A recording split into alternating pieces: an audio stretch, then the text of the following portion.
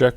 All right, so looking at a problem like this is basically a retrosynthetic problem. We have to look at the final product and the starting product, and we got to figure out the steps and the reagents to go. So one thing you want to look at here, 1, 2, 3, 1, 2, 3. 3 carbons total, so we didn't add any carbons, so that should give us a clue of the kind of reactions we need to do. What we have done is move the most polar, most reactive bond from carbon 2 to carbon 3. So we need to think about ways to make alcohols. If you looked at this OH, maybe you recognize this to be on the less substituted carbon. Maybe you think about anti-Markovnikov type things. And so if you want one step back, it actually should be an alkene that this is made from. 1, 2, 3. And then an alkene can be made from the alcohol shown here. So the steps moving forward, first we need an elimination. Right? So that's one of the ways, elimination is one of the ways to move things around. So H plus or H3PO4 or some sort of strong acid, H2SO4, maybe some heat. We'll do an elimination, not a substitution, because we don't have a good nucleophile. Then here, you got to remember from the next step, right? That's that BH3 with step 1, and then step 2 is that H2O2 and that NaOH, that hydroboration oxidation that gave that anti-Markovnikov product. So being able to look, right, using new reactions we've done before, eliminations, and also remembering anti-Markovnikov reactions are really important. All right, so for this one, we have an ether. All right, in ether, we're going to do an ether cleavage. So we have HI, which is strong acid. So you should all recognize that as being the electrophile, which means the oxygen in this case is going to be the nucleophile because H plus, right? H plus, I minus is really strong acid. So we're going to have a protonation here. So what this is going to do is going to make this a better leaving group, right? This is like acidic conditions, right? It is acidic conditions. And now we have I minus. And so now I minus has a choice. We can either react here or here. So this is like a primary position, 1 carbon there. This is a tertiary. Well, if we're going to do an SN2, which we are here, we're going to want to go for the less substituted side. And it's going to go there. And so we're going to end up with is an alcohol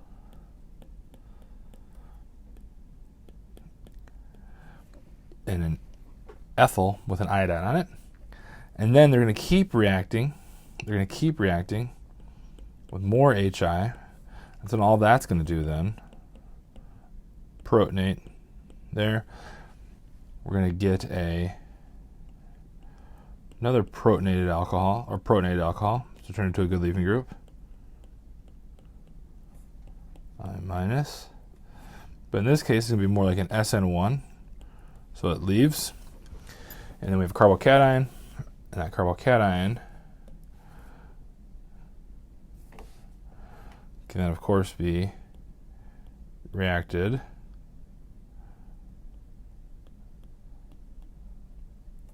with the I minus and gets us the other iodine piece.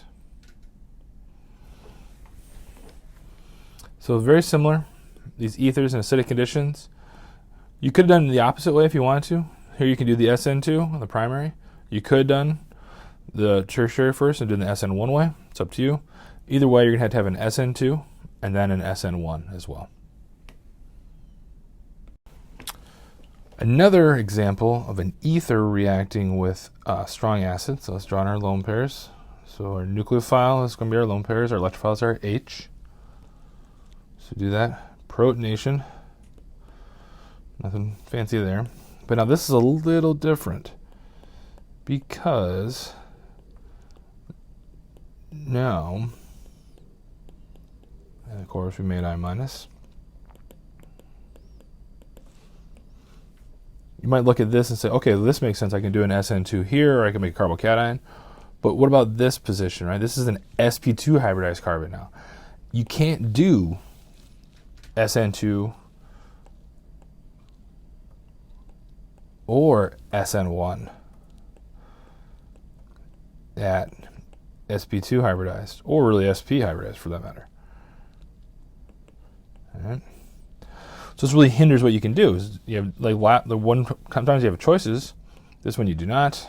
You can only do the SN2. You could do an SN one way, probably an SN2. Iodine's a pretty good nucleophile. SN2. So what do you end up with? The alcohol, and the iodine. And then, even if you keep reacting with HI, right, you can certainly protonate this, but nothing's going to happen. You're going to have this, an I minus, but because this carbon's sp2 hybridized, you can't do SN2, and you can't do SN1, so it's just going to stay like that.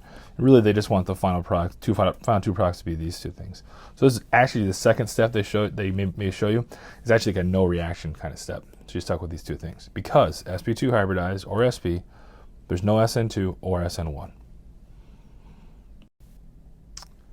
Here we're starting with a primary alcohol, but this actually has a stereo center because we have deuterium, which is hydrogen with an extra neutron.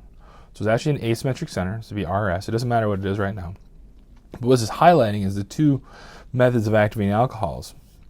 One of them involves inversion in their first step, and the other one doesn't. And that's what we're trying to ask here. So SOCl2 and pyridine and tosyl chloride, which I have drawn here. Oops, I forgot. There's a methyl here, right? Tosyl chloride here doesn't involve inversion. So for the product for the tosyl chloride and the mechanism, they're not asking for that for here. However, you should, of course, know that this would be the product right there. And then, so notice this, did the stereochemistry invert? No, with tosyl chloride it doesn't invert. But if you bring in a nucleophile in the second step, it will. So backside, we're going to pop this open like a rainbow, like an umbrella. So nothing has to change. Keep our D wedged, H there. We just add in this, and of course, get our leaving room. So now we did inversion there. Now up here, different reagent, different mechanism. We actually do inversion in the first step. Again, know the reaction. Make sure you understand the mechanism. It's not what they're asking for here. So you have a Cl here. And then in a subsequent step, so you did inversion, but if you didn't do another nucleophile react, so we get double inversion.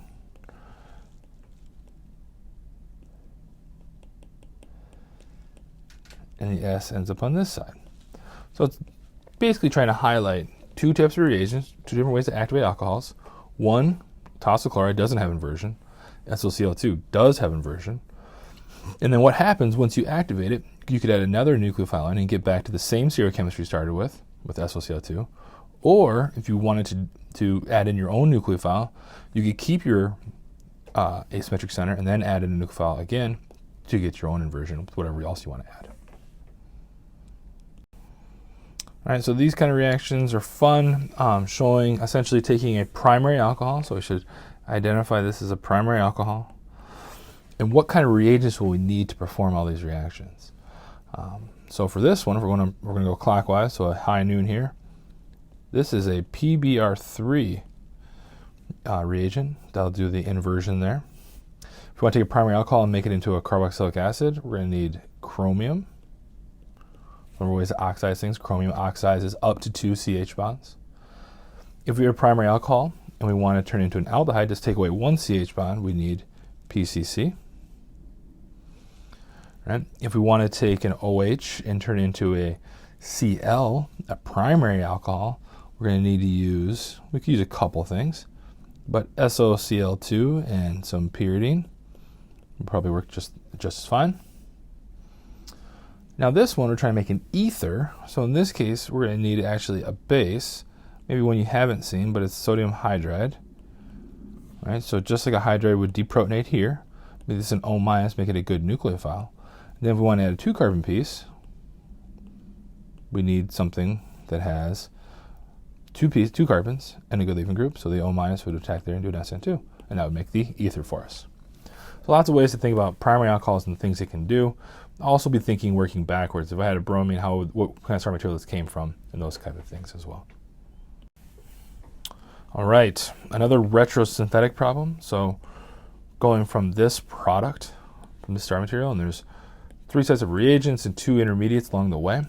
But things to look for here is, if you notice, there's carbon 1, and there's carbon 1, 2, 3. We added 2 carbons, so you got to recognize we need to add 2 carbons. And we obviously probably need to, turn this into a Grignard. Hopefully that's kind of clear by now. We're talking a lot about Grignard. So magnesium. Won't show the mechanism here, we know that, but what that'll give us is this Grignard. All right, it's going to make carbon 1 a good nucleophile. So what are we going to add in that gives us 2 carbons? Or we need to add 2 carbons, so maybe you don't know this word. Ethylene oxide, right, is an epoxide. And then you can add in H+, right? What would that give us? So adds in there, opens that up, adds 2 carbons. It's going to give us a primary alcohol here.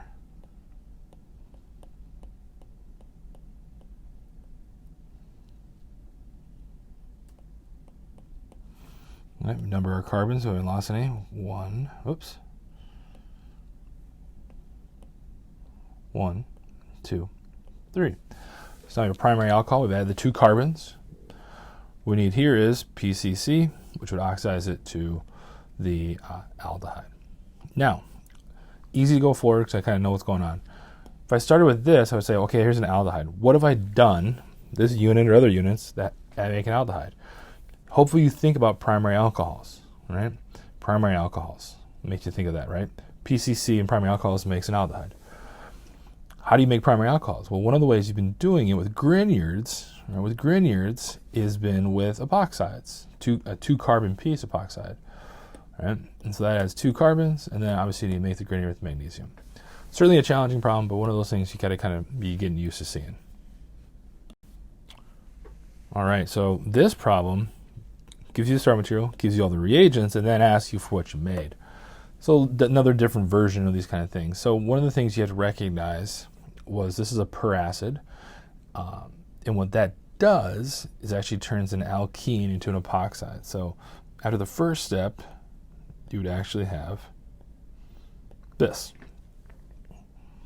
All right. The second step, this is ethyl lithium. So it's the ethyl lithium. So it's like a Grignard, carbon with a negative charge, and then H+. So it's like step 1, step 2 within here. So what's that going to do? Well, it's going to go for the less substitutes, basic conditions, but in this case it doesn't matter.